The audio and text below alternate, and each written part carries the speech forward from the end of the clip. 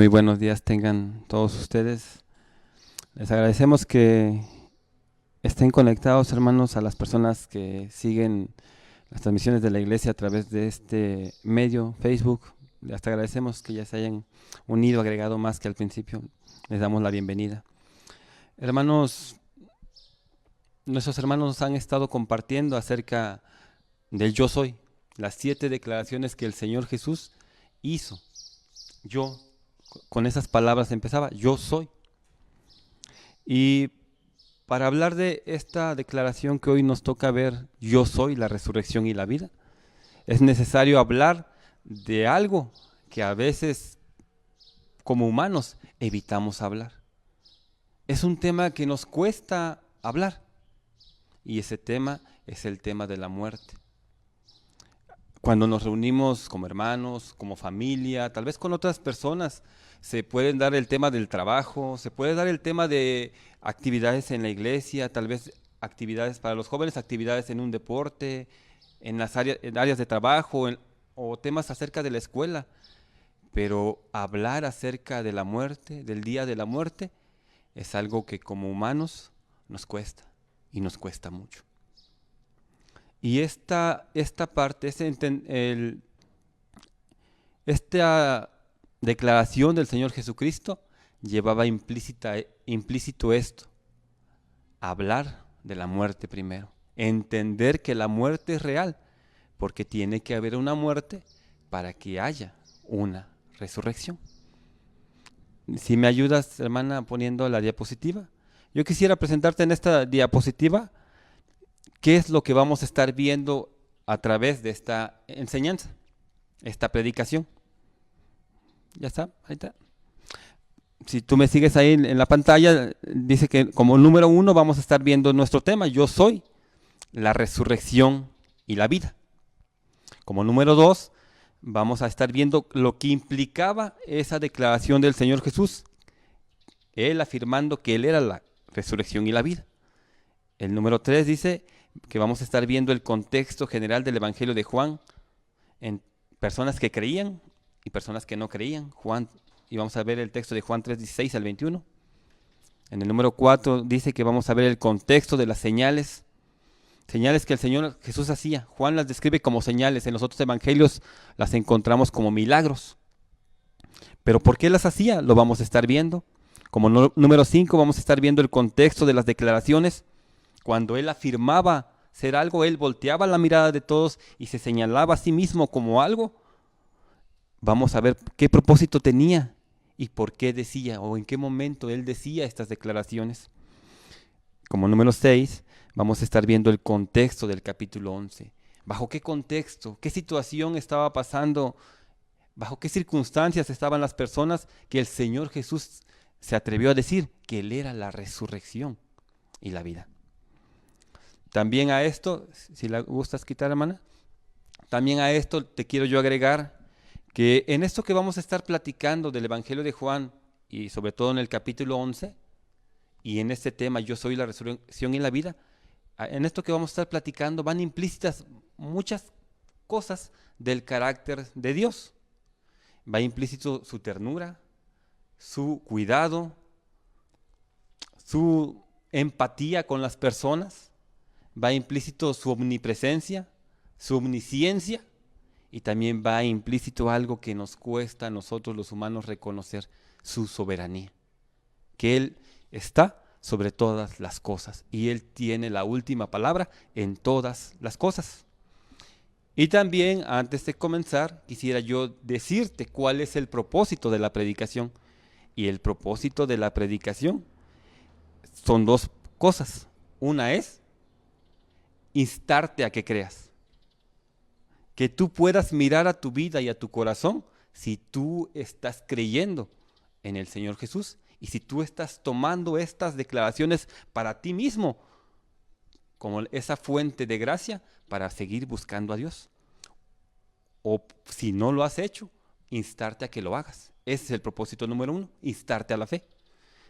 Y el propósito número 2 es que con la gracia de Dios esta palabra pueda ser un consuelo y pueda ser una esperanza para aquellos que en este tiempo tan complicado que se está viviendo a nivel mundial han perdido un ser querido. Por la gracia de Dios puedan ser consolados los corazones. Ese es el segundo propósito. Como puedes ver, son varias cosas que van implicadas. Ya lo estaremos viendo por qué van implicadas, porque vamos a hacer un recorrido rápido del Evangelio de Juan. Ya verán ustedes por qué vamos a hacer un recorrido rápido de las señales que hacía y de las declaraciones que había dicho. Ustedes ya verán por qué. Son muchas cosas que están implícitas aquí. Está implícito el carácter de Dios, cómo Dios estaba obrando en un corazón, pero al mismo tiempo estaba obrando también en otros corazones. Y al mismo tiempo Dios estaba también preparando otros corazones. Y está su omnisciencia, su omnipresencia también aquí implícita. Son varias cosas. El propósito es espiritual, no es simplemente cualquier cosa. El propósito es que Dios consuele el corazón. Y es mucho. Por eso yo te pido que desde allá de tu casa o a las personas que están aquí presentes, me ayuden a mí ahorita. Vamos a hacer una oración pidiéndole a Dios que me dé a mí la gracia para poder transmitirte todo esto. Y que también te dé a ti la sensibilidad de poder abrir tu corazón. Porque yo sé que hablar de esto es doloroso. Hablar de aquellos que hemos perdido a un ser querido en estos días es algo doloroso.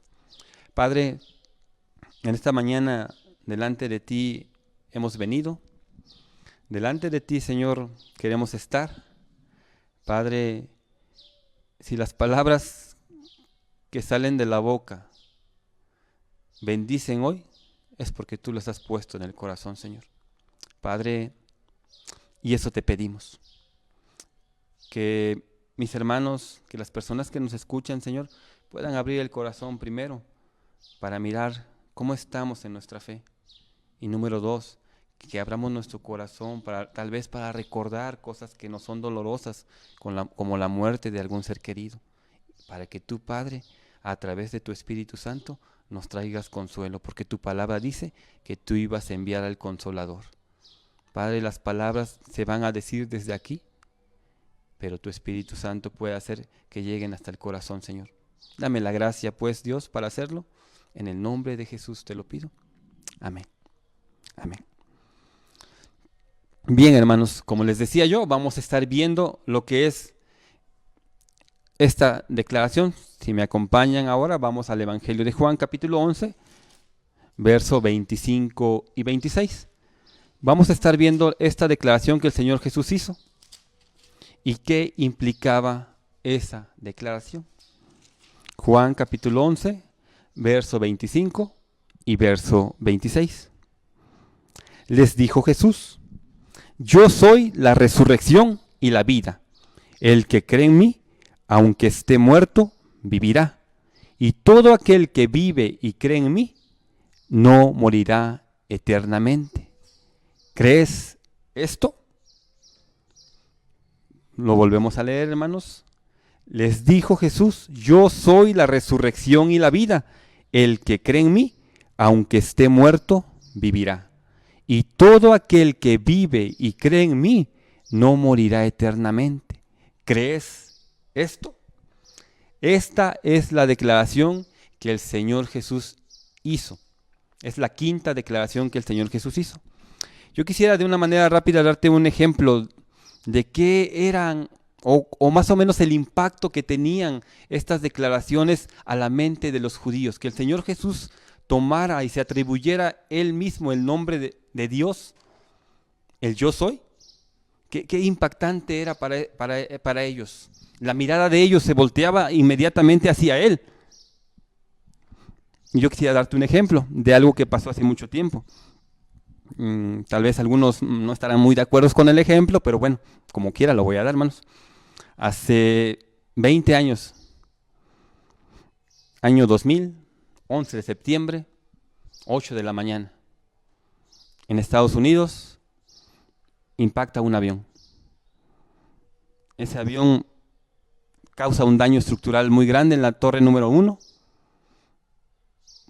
20 minutos después, segundo avión se impacta contra la segunda torre allá en Estados Unidos. Cuando pegó el primer avión, las personas creían, los medios de comunicación transmitían que había sido un accidente, podía haber sido un accidente. Cuando la segunda nave impacta con la segunda torre, ya no se dudaba de lo que era. No había sido un accidente, había sido un ataque. La información en ese día estuvo corriendo, fluyendo de muchas formas, buscando entender qué había pasado. Le digo, ya por el segundo avión se dio a entender que no había sido un accidente, sino un ataque. Los ojos del mundo estaban puestos en buscar quién fue, quién era esa persona o quién eran ese grupo de personas que se habían atrevido a hacer ese daño tan grande, en este caso a esa nación, a Estados Unidos, y yo creo que a todos.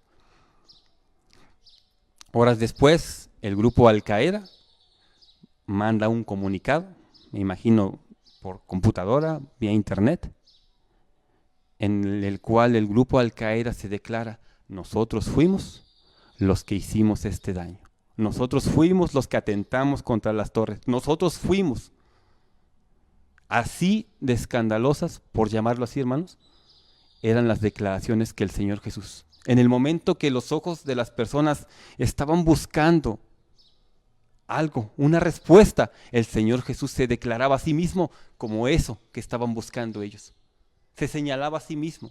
Así como el grupo Al Qaeda, cuando los ojos de todo el mundo estaban puestos en quién había sido, se declaró que ellos habían sido los culpables. Así el Señor Jesús, cuando veía una situación tan complicada, tan difícil, así se declaraba Él, que Él era la fuente de lo que Él decía.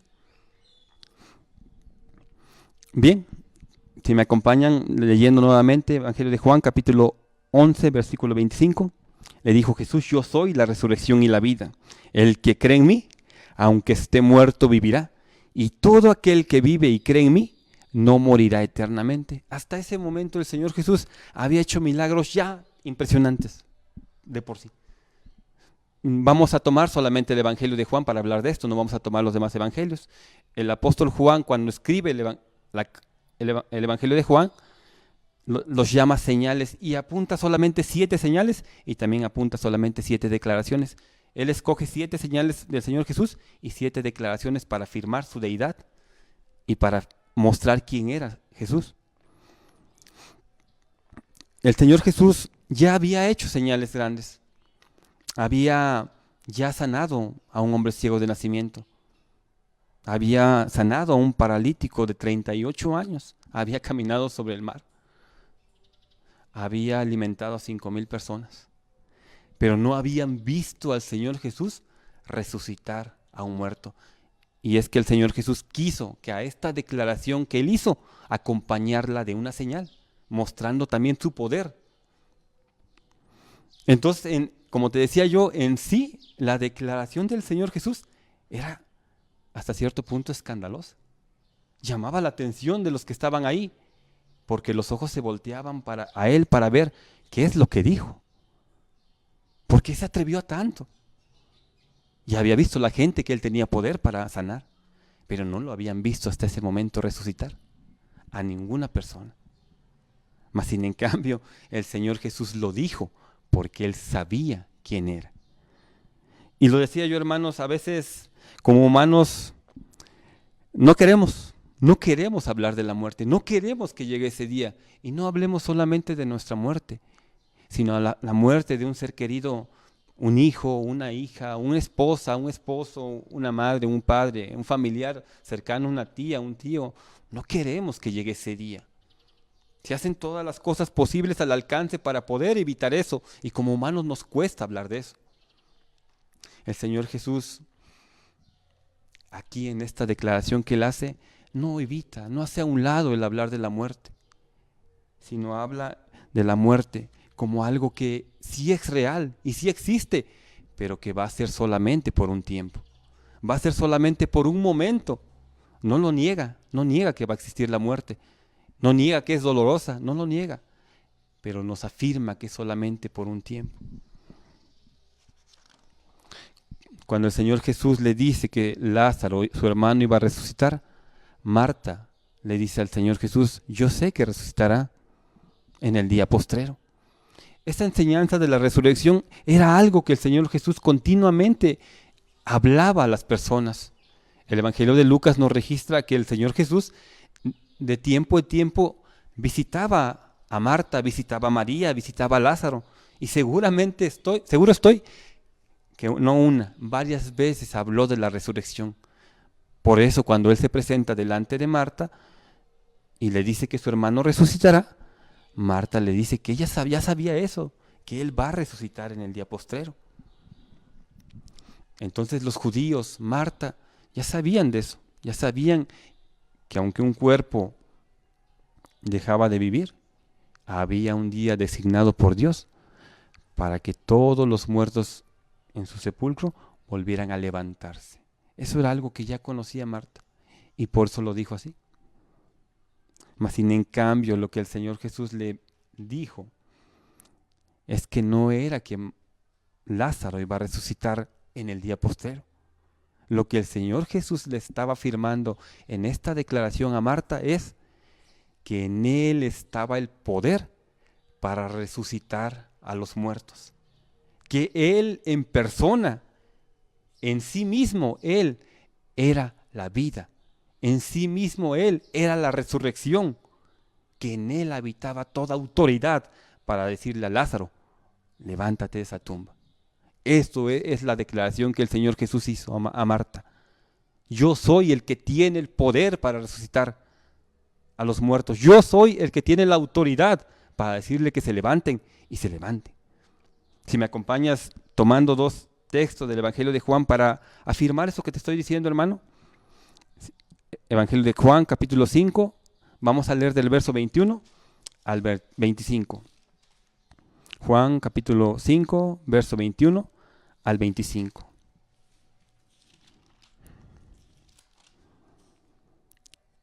Al Señor Jesús se le dio la autoridad para levantar a los muertos. Porque como el Padre levanta a los muertos y les da vida, así también el Hijo a los que quiere da vida. Porque el Padre a nadie juzga, sino que todo el juicio dio al Hijo, para que todos honren al Hijo como honran al Padre. El que no honra al Hijo, no honra al Padre que le envió. De cierto os digo, el que oye mi palabra y crea al que me envió, tiene vida eterna y no vendrá condenación, mas ha pasado de muerte a vida. De cierto os digo, viene la hora, y ahora es, cuando los muertos oirán la voz del Hijo de Dios, y los que la oyeren, vivirán. Si me acompañas leyendo nuevamente el verso 21, porque como el Padre levanta a los muertos y les da vida, así también el Hijo a los que quiere, da vida. Y si ustedes ven arribita del versículo 19 en su Biblia, seguramente traerá este subtítulo, la autoridad del Hijo. ¿Por qué Jesús dijo que Él era la resurrección y la vida? Es porque a Él se le dio la autoridad de poder levantar a los muertos, que así como su Padre daba vida, así Él también tenía ese poder para darle vida a los que Él quisiera.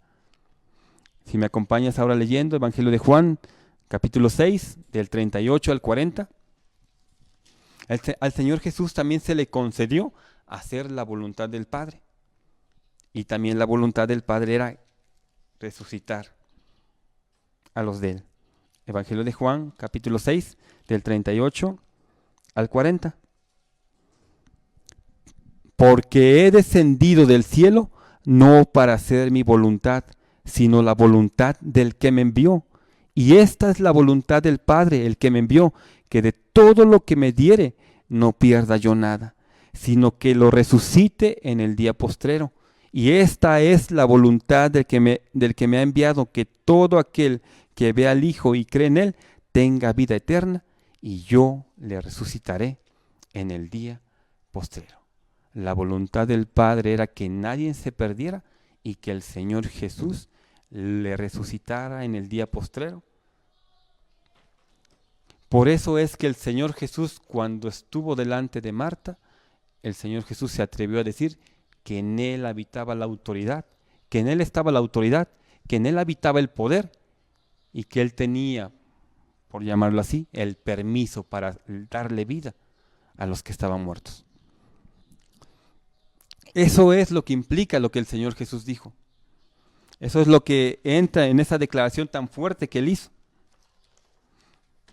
Ahora vamos a tratar de explicar, hermanos, qué significaba, cómo el Señor Jesús no negó la muerte, sino más bien afirmó que es algo real, algo que está aún cercano a nosotros y algo, por llamarlo así, aún necesario, porque es necesario que algo muera para que pueda resucitar, porque si no hay muerte, no puede haber resurrección. Y habló de la muerte como algo que es pasajero, como algo que no va a ser para siempre, sino que solamente es por un momento. Si me acompañas, Juan 11, verso 25. Jesús le dijo: yo soy la resurrección y la vida. El que cree en mí, aunque esté muerto, vivirá. Aquí está hablando de personas que ya fallecieron, pero el Señor Jesús está diciendo que no se van a quedar así siempre, que no va a ser para siempre esa muerte. El que cree en mí, aunque esté muerto, vivirá. Lo que te decía yo, el Señor Jesús está hablando de la muerte, pero solo por un tiempo, solo por un momento. Sí, tenemos personas que han fallecido, sí, tenemos personas que amamos y ya no están con nosotros, pero solamente es por un tiempo. El que esté muerto y que creyó en Jesús vivirá. Verso 26. Y todo aquel que vive y cree en mí no morirá eternamente. Y todo aquel que vive y cree en mí no morirá eternamente. A los que estamos vivos y creemos en Jesús, sí, habrá un momento en que tenemos que atravesar por la muerte. Pero esa muerte no va a ser para siempre.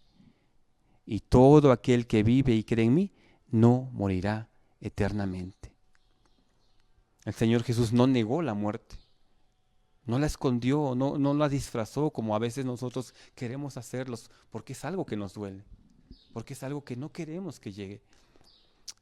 El Señor Jesús habló de la muerte diciendo que solamente va a ser por un tiempo, y afirmó que sí, va a haber resurrección.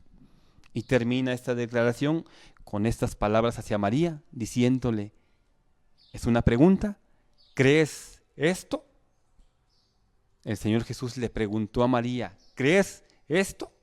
La declaración que él hizo, que él era la resurrección y la vida, llevaba implícito que los que estén muertos volverán a vivir y que los que viven y llegaran a morir no morirán eternamente. Pero a Marta le dijo, ¿crees esto?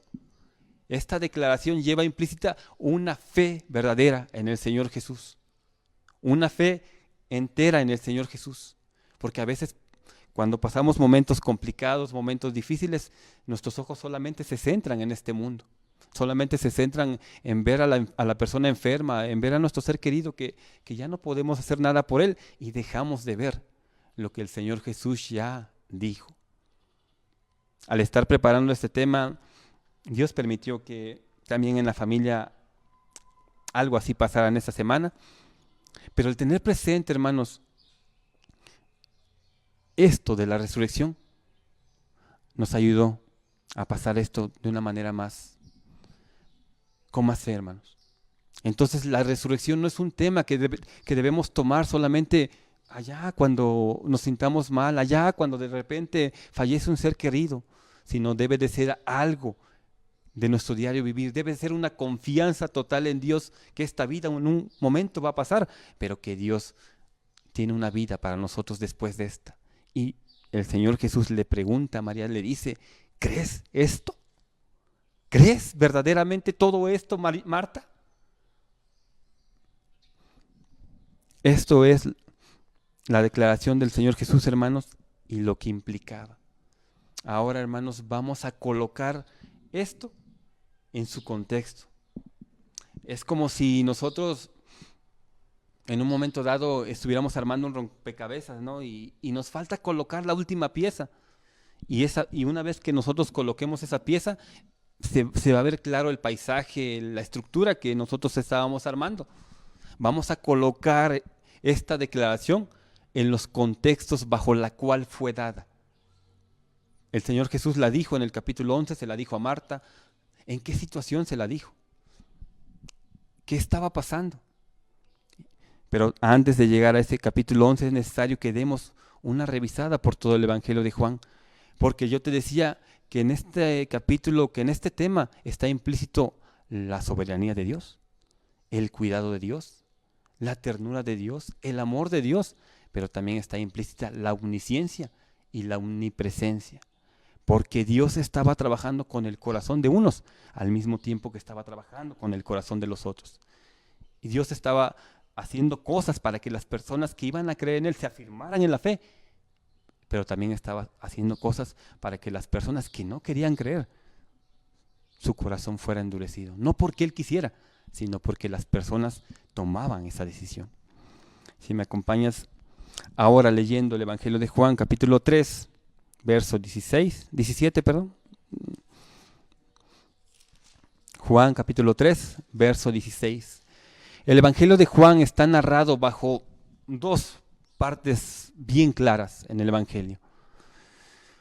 El Señor Jesús haciendo cosas impresionantes, el Señor Jesús mostrándose a sí mismo como Dios, acompañando con señales, acompañando con su misma ternura, con su misma manera de amar, con su misma manera de tener misericordia por las personas. Y había un cierto grupo de personas que creían y había otro cierto grupo de personas que no creían, que se aferraban a lo que ellos querían, se aferraban a lo que amaban verdaderamente. Evangelio de Juan, capítulo 3, verso 16. Porque de tal manera amó Dios al mundo que ha dado a su Hijo unigénito, para que todo aquel que en Él cree no se pierda, mas tenga vida eterna. Porque no envió Dios a su Hijo al mundo para condenar al mundo, sino para que el mundo sea salvo por Él. El que en Él cree no es condenado, pero el que no cree ya ha sido condenado, porque no ha creído en el nombre del unigénito Hijo de Dios. Y esta es la condenación, que la luz vino al mundo, y los hombres amaron más las tinieblas que la luz, porque sus obras eran malas. En el Evangelio de Juan esto es clarito, como unas personas se entregaban, buscaban los momentos, buscaban que las cosas que el Señor Jesús hacía le fueran para afirmarse en la fe, pero también es bien claro cómo otras personas ocupaban eso para endurecer más su corazón y no solamente no aceptar, sino rechazar al Señor Jesús. Ese es el contexto general del Evangelio de Juan, que nos acompaña hasta el capítulo 12. El Señor Jesús dio 7 declaraciones, pero 5 declaraciones fue, por llamarlo así, al público en general, a todo aquel que podía escuchar. Hoy vamos a ver la quinta y es la última que el Señor Jesús hace en público a la mayoría de personas. Las últimas 2 fueron dadas para las personas que sí creyeron. Aquí en este capítulo 11 que vamos a ver, había personas que todavía dudaban, algunas que sí querían creer, les costaba, y el Señor ayudándoles a que creyeran en Él. Pero fue la quinta y la última declaración para, por llamarlo así, para el público en general. La sexta y la séptima declaración fue solamente para sus discípulos, para sus apóstoles, aquellos que sí se afirmaron en la fe, aquellos que a pesar de las cosas contrarias se agarraron a Él de todo su corazón. Ahora vamos a ver el contexto de las señales que el Señor Jesús hacía.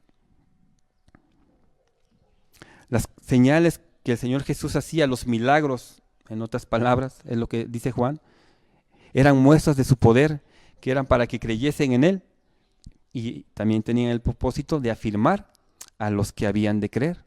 Hace rato nuestro hermano Luis nos compartía de las muchas cosas que dice Juan que hizo el Señor Jesús. Pero en el Evangelio de Juan, Juan solamente escoge 7 señales y 7 declaraciones. No anota más cosas que están escritas en los demás evangelios, anota solamente 7. 7 señales que eran para afirmar el corazón de las personas a la fe en Él. La primera señal que el Señor Jesús hizo, que había convertido el agua en vino. Y en ese texto, en el capítulo 2 del Evangelio de Juan, dice así: este principio de señales hizo Jesús y manifestó su gloria, y sus discípulos creyeron en Él. El propósito de las señales era para que las personas que estaban alrededor de Él creyesen que Él que él era Dios o él era el enviado de Dios. La segunda señal que el Señor Jesús hizo fue la sanación del hijo de un noble, de una persona que había llegado con él a pedirle que por favor sanara a su hijo. El Señor Jesús le arrepintió y le dijo: si no viereis señales y prodigios, no creeréis. Mas el Señor Jesús hizo esto para provocarle a la fe. Y le dio la palabra y le dijo: ve, tu hijo vive. Y aquel hombre tomó la palabra del Señor Jesús. Y cuando llegó a su casa, se enteró que a la misma hora que el Señor Jesús había dicho que su hijo vive, a esa misma hora su hijo había estado bien. Y ese hombre, dice el texto, que creyó él con toda su casa. La tercera señal fue cuando sanó al paralítico de Betesda, un hombre de 38 años que estaba ya postrado. Cuando el Señor Jesús supo que ya tenía 38 años ahí postrado, no se detuvo. Su compasión no le permitió pasar de largo. Hizo algo por ese hombre. De manera poderosa y con esa autoridad que tenía, le dijo: levántate. Y ese hombre se levantó y fue. Los judíos se dieron cuenta de eso. Los judíos se daban cuenta de esto. La siguiente señal que hizo fue la multiplicación del pan. Había una multitud escuchándole, ya era tarde, no habían comido. El Señor Jesús tenía eso en su corazón, no quería que ellos se fueran a sus casas porque eran caminos lejanos, no había transporte como lo tenemos hoy en día, tenían que tomar caminos largos, cansados, tal vez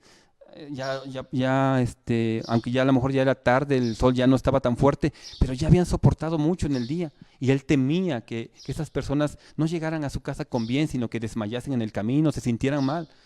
Y el Señor Jesús, al ver esa necesidad física, hizo algo tan maravilloso que de pocos panes y de pocos peces comieran 5,000 personas. Las personas se dieron cuenta, los judíos se dieron cuenta, de tal manera que le querían hacer rey. La siguiente señal que nos narra Juan es que el Señor Jesús anduvo sobre el mar. Ellos sabían, el Señor Jesús se apartó cuando la gente quiso venir a tomarle para hacerle rey. Él se apartó de ellos y se fue a orar solo. Los discípulos se suben a la barca, agarran camino hacia a donde el Señor Jesús les dijo que iban a ir. Y el Señor Jesús estaba aparte.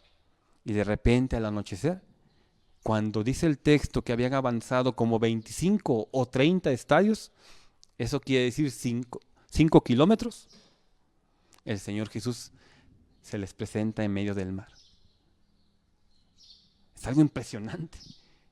Ellos avanzaron en la barca 5 kilómetros y el Señor Jesús se los encuentra a medio camino. Es impresionante la cantidad de metros que el Señor Jesús se movió. ¿Cómo lo hizo? No lo sabe. Juan solamente lo declara así. Él era Dios. Él era Dios. La sexta señal que el Señor Jesús hizo fue la sanación de un ciego de nacimiento. Un hombre que también desde que había nacido no podía ver. Y la vida de ese hombre solamente era mendigar, mendigar, mendigar, esperar de alguien que le diera algo para poder sustentarse.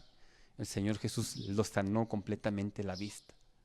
Y en palabras del hombre ciego dijo: desde el principio no se había oído decir que uno abriese los ojos a uno que hubiese nacido ciego. Si éste no viniera de Dios, nada podría hacer. ¿Qué te trato de dar a entender, hermano? Persona que nos escuchas, que las señales eran bien conocidas por todos, que esto era algo que se movía en el diario allá en Jerusalén, allá en las regiones contiguas. El Señor Jesús era conocido por las cosas que hacía. Había pruebas, había gente que con los ojos lo había visto y testificaba que era verdad lo que se decía de Jesús. Cuando multiplicó el pan, 5,000 personas fueron testigos. Había personas que lo afirmaban, era verdad. Y estas señales eran para que las personas creyesen. El Señor Jesús faltaba que hiciera una. Y la última señal que dice Juan, una señal faltaba para que las personas se decidiesen, creían o no creían en Él. Vamos a seguir adelante. Ahora vamos a hablar del contexto de las declaraciones. ¿Por qué las hacía? Cada vez que el Señor Jesús mencionaba un yo soy, Él revelaba cierta parte de su identidad. En nuestros días hoy, tal vez en la televisión es cuando a veces lo llegamos a escuchar más. Hay ciertos juegos, ¿no? Cuando a una persona le dicen que le van a dar cierta cantidad de pistas acerca de un personaje o de una persona, y la persona a través de esas pistas tiene que decir o declarar quién es la persona de la cual se está hablando. O otro ejemplo es que ponen en la pantalla una imagen y cada vez que avanza, que les dan unas señales, van revelando, van quitando una cierta parte de la pantalla para que se vaya viendo una parte del cuerpo de la persona o del rostro de la persona, y la persona que tiene que adivinar, pues bueno, pueda saber quién es la persona que está ahí cubierta. Este es un juego que hoy se conoce en día. El Señor Jesús, cada vez que decía una declaración, es como si estuviera quitando parte de lo que a las personas o a nosotros como hombres no nos ayudaba a poder ver quién era Él. Cada vez que Él declaraba algo, Él estaba revelando una parte de su identidad. ¿Quién era Él? Él era Dios. Hemos de saber también que estas declaraciones no las hacía de una manera así como, bueno, es la lección 1, es la lección 2, es la lección 3, no, sino que las decía cuando veía la necesidad en las personas, cuando Él se daba cuenta que era el momento más necesario, es el momento que Él decía. Él dijo, yo soy el pan de vida, y lo dijo bajo el contexto de personas que andaban buscando solamente la comodidad, que andaban buscando saciar el hambre, saciar otras cosas. Y Él se declaró ahí en ese momento como el único que puede saciar al hombre, como el único que puede sustentar al hombre en esta vida y en la que sigue, porque también ahí habló de la resurrección. Cuando dijo que Él era la luz del mundo, es cuando vio y estuvo hablando con los fariseos. Los fariseos tenían deseos de apedrearlo, tenían deseos de matarlo, y el Señor Jesús les decía, es que tú quieres matarme, y ellos decían, nosotros no queremos, no, tú demonio tienes, eres samaritano, nosotros no queremos matarte. El capítulo 8, que es donde habla el Señor Jesús que Él es la luz del mundo, termina con los judíos tomando piedras, alzando las manos para arrojárselas. Y el Señor Jesús alumbrándole su corazón, Él era la luz del mundo y les estaba alumbrando a su corazón. Esto tú tienes en tu corazón. Y ellos diciendo, no, nosotros no tenemos esto en nuestro corazón. Pero sus hechos lo afirmaron. Cuando dijo que Él era la puerta, y también enseguida dijo que Él era el buen pastor, lo dijo a una sociedad que estaba confundida, porque veía que personas sencillas, simples, como el hombre ciego de nacimiento, había sido sanado. Y también había creído en Jesús, pero también veía cómo las personas, los fariseos, los saduceos, las personas gobernantes, los religiosos, no creían. Se quedaban así expectantes y la gente decía, entraba en duda, pues ¿quién será? Porque unos creen, pero los gobernantes no creen, y eso estaba en duda. Y Él les da una parábola y les habla y les dice, los trata a manera de ovejas y les dice que sus verdaderas ovejas oyen su voz, y que en ese caso las personas, los fariseos, no podían oírlos porque no eran de sus ovejas. Y ahí se declaró el Señor Jesús como la única entrada al Padre. Yo soy la puerta, y como el único que es capaz de pastorearnos en nuestra vida, como el único que es capaz de guiarnos en esta vida, y como el único que es capaz no solamente de pastorearnos, sino de entregar su vida por nosotros. Ese es el contexto de las declaraciones. Eso se estaba viviendo, por llamar así, en Jerusalén y en las aldeas vecinas a Jerusalén. Eso era lo que las personas conocían de Jesús, conocían las señales que hacía, conocía las declaraciones que también hacía. Ellos estaban, por llamarlo así, expectantes. ¿Dónde sería la siguiente señal? ¿Dónde sería la siguiente declaración? ¿Cuál sería? ¿A qué más se atrevería el Señor Jesús decir que era? ¿Y qué cosa, qué milagro tan impresionante seguiría? Quisiera yo, antes de pasar a la siguiente parte, decir que las señales, hablando un poquito de las señales, era para que las personas creyesen. Si me acompañas leyendo el capítulo 7 del Evangelio de Juan, no quisiera pasarlo, ya me estaba pasando, pero no quisiera pasarlo, hermanos. Capítulo 7, verso 31,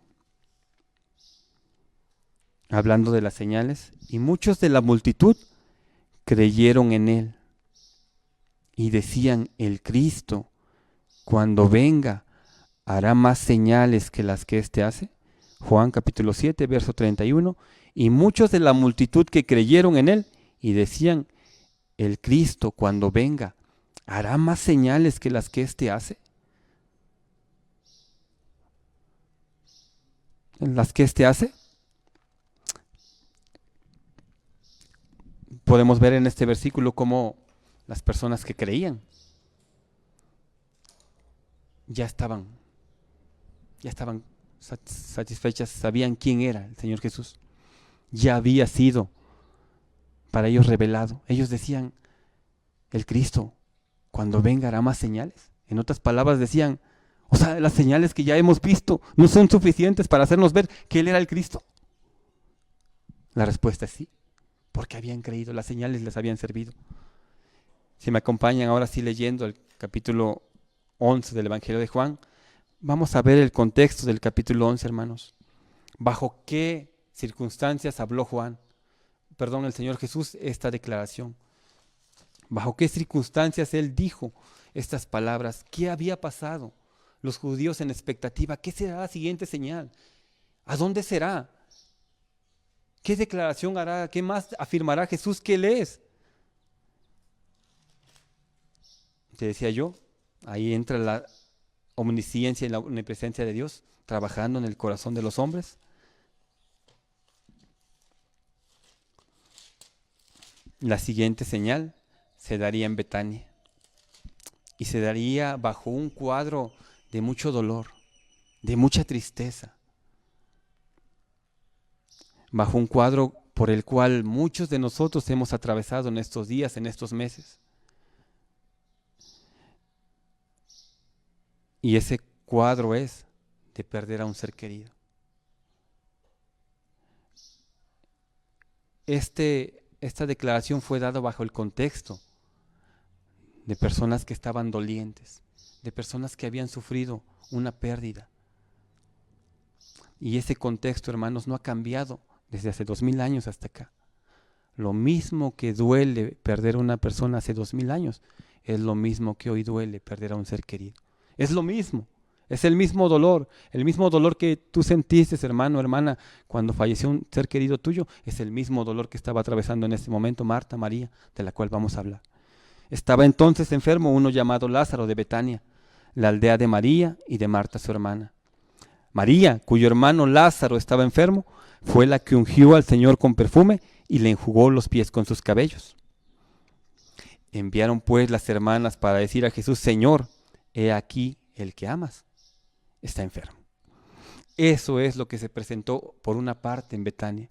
Una aldea, una mujer, dos hermanas, un hermano. El hermano se enferma. Las hermanas, entendiendo que ellas no podían hacer mucho, no podían hacer más, mandan a llamar a Jesús. Era su esperanza de ellas, que aquel que los había amado tanto, que aquel que les había demostrado tanto, tantas cosas les había enseñado, llegase y pudiera tocar tal vez a Lázaro y darle sanidad. Y lo mandan a llamar. Por otra parte, el Señor Jesús estaba con sus discípulos. Se había alejado no para huir, pero sí para guardarse un tiempo de las amenazas de los judíos, porque en el capítulo 10 los judíos volvieron a tomar piedras para apedrearlo, querían matarlo. Y Él estaba con sus discípulos, y cuando oyó la noticia de que Lázaro estaba enfermo, oyéndolo Jesús dijo: esta enfermedad no es para muerte, sino para la gloria de Dios, para que el Hijo de Dios sea glorificado por ella. Y amaba Jesús a Marta, su hermana, y a Lázaro. Cuando oyó pues que estaba enfermo, se quedó 2 días más en el lugar donde estaba. Luego, después de esto, dijo a los discípulos: vamos a Judea otra vez.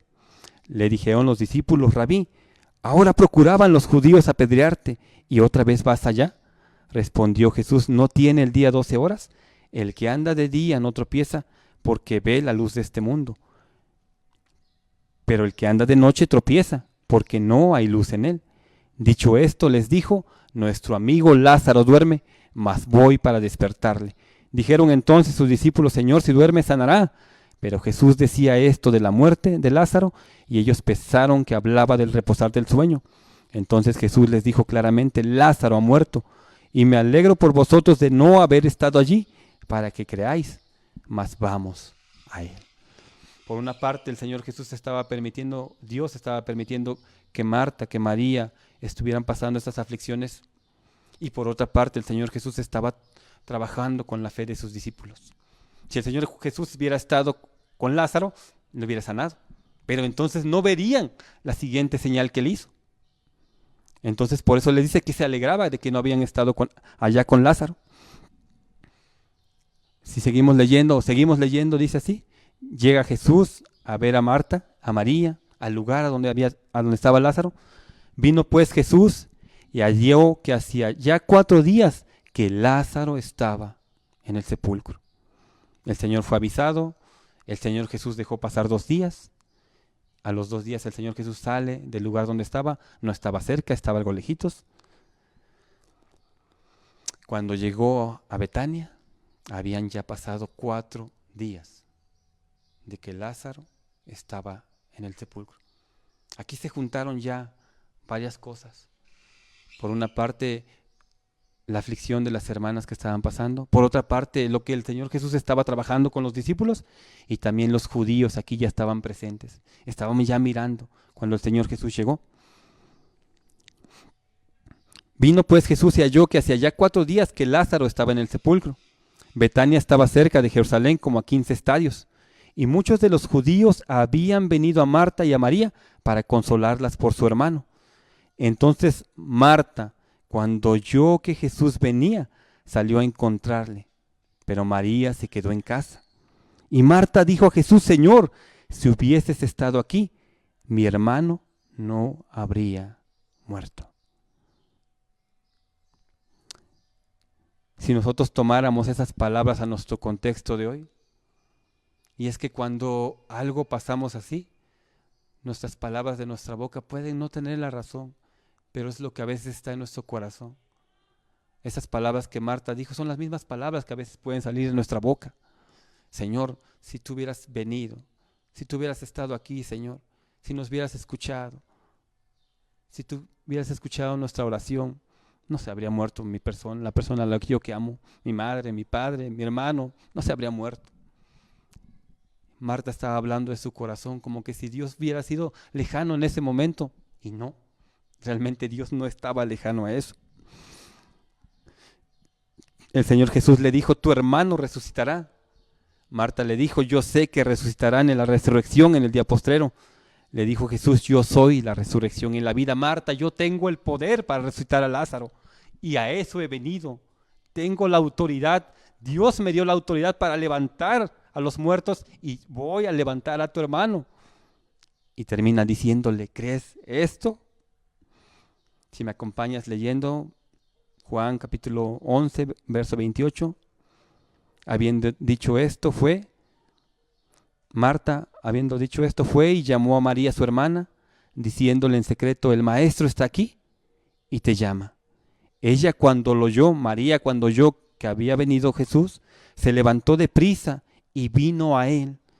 Jesús todavía no había entrado en la aldea, sino que estaba en el lugar donde Marta le había encontrado. Entonces los judíos que estaban en casa con ella y la consolaban, cuando vieron que María se había levantado de prisa y había salido, la siguieron diciendo: va al sepulcro a llorar allí. María, cuando llegó a donde estaba Jesús, al verle, se postró a sus pies diciéndole: Señor, si hubieses estado aquí, no habría muerto mi hermano.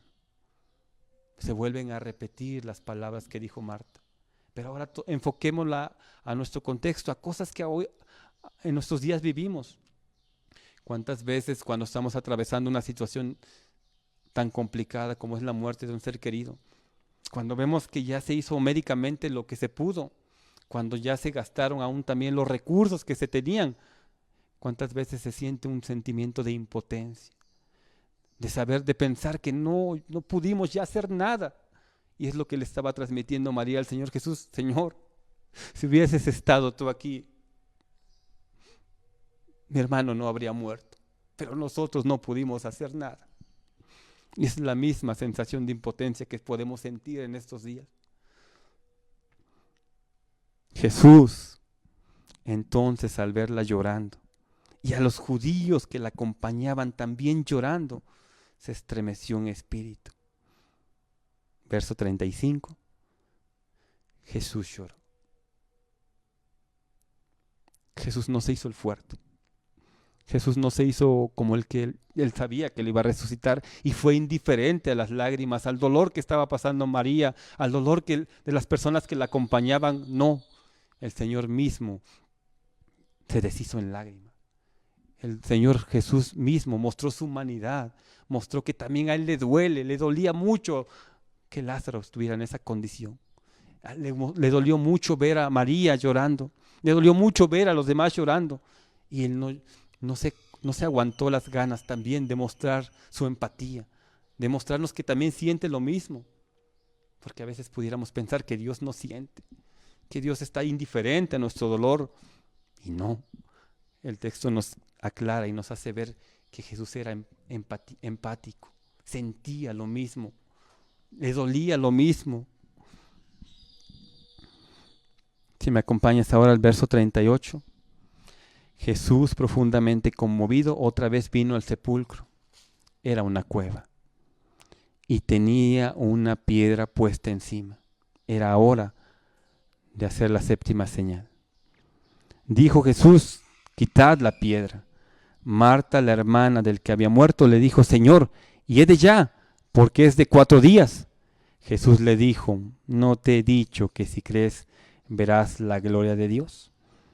Entonces quitaron la piedra de donde había sido puesto el muerto, y Jesús, alzando los ojos a lo alto, dijo: Padre, gracias te doy por haberme oído. Yo sabía que siempre me oyes, pero lo dije por causa de la multitud que está alrededor, para que crean que tú me has enviado. Y habiendo dicho esto, clamó a gran voz: Lázaro, sal fuera. Y el que había muerto salió atadas las manos y los pies con vendas y el rostro envuelto en un sudario. Jesús les dijo: desatadle y dejadle ir. ¿Por qué el Señor Jesús dejó pasar 2 días sin ir rápidamente a visitar a Marta, a María? Porque quería mostrarles algo más todavía. ¿Por qué el Señor Jesús hizo esa señal? Porque quería mostrarles algo más a los judíos. ¿Por qué Él se declaró como la fuente de la resurrección? Porque era verdad, porque a Él se le dio la autoridad. El Señor Jesús dejó pasar 2 días, pero no era con el propósito de ver sufrir a Marta, a María, sino era con el propósito de afirmar su fe, de que las personas pudieran creer realmente que Él tenía la autoridad para darle vida a los muertos. Y yo sé que algunos de nosotros nos pudiéramos pensar cuando leemos este texto: ¿y por qué Jesús sí quiso resucitar a Lázaro? ¿Y por qué tal vez no viene hoy otra vuelta? ¿Y por qué no resucita a un ser querido? Tal vez a la persona que yo quiero, tal vez a mi padre, a mi madre, tal vez a mi tía, ¿no? Y tal vez puede ser algo en nuestra mente chocante, alguna duda que entre al leer este texto. ¿Por qué decir por qué fue Marta, María, a la que Dios escogió para mostrar esto? Era para mostrar esa señal. Esta fue la séptima señal, la última señal que el Señor Jesús hizo para que las personas se decidieran en creerle o no en creerle. Lo amaban, lo aceptaban o lo rechazaban. Fue la última señal.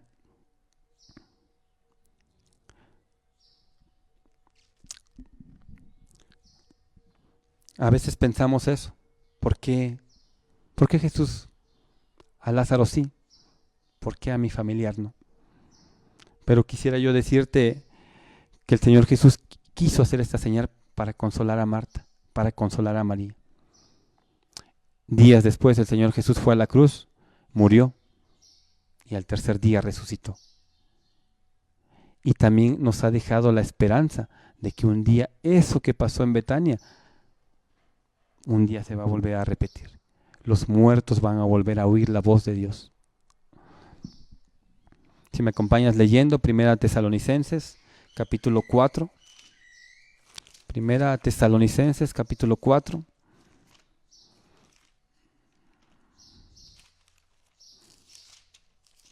verso 13.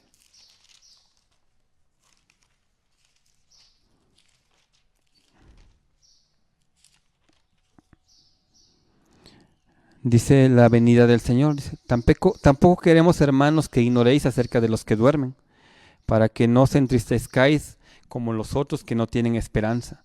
Porque si creemos que Jesús murió y resucitó, así también traerá Dios con Jesús a los que durmieron en él.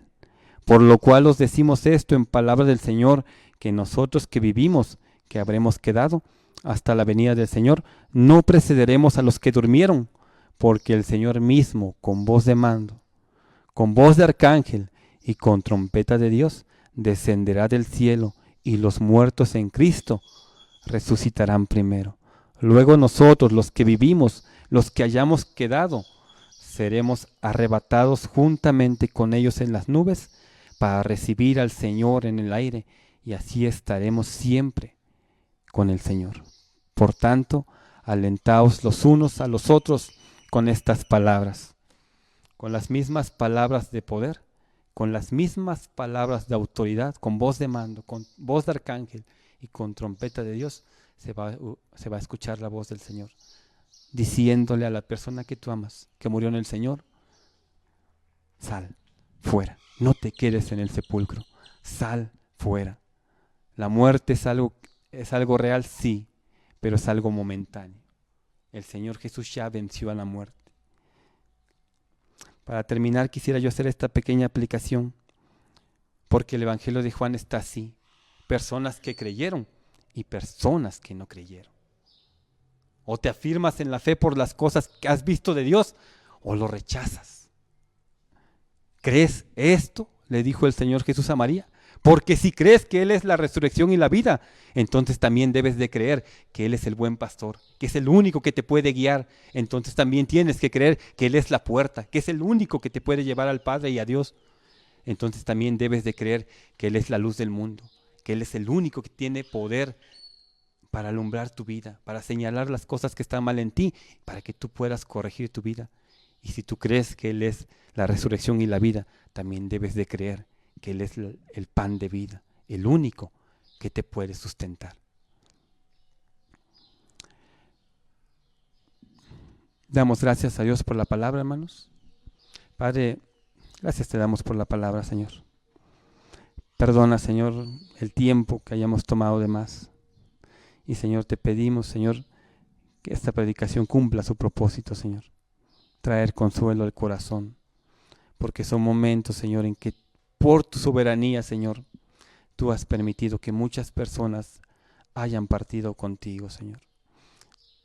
Es muy difícil, Señor, encontrar una casa, un lugar a donde no haya fallecido un ser querido, un ser cercano, Señor. Es muy complicado en estos tiempos. Padre, te pedimos, pues, tu palabra cumpla su propósito, así como tus palabras fueron un consuelo para Marta y para María, que les dijiste que la muerte solamente era por un momento. Así tus palabras, Señor, entren en el corazón de todos los que están escuchando esta palabra y se cumpla tu propósito. Padre, lo pedimos en el nombre de Jesús. Amén.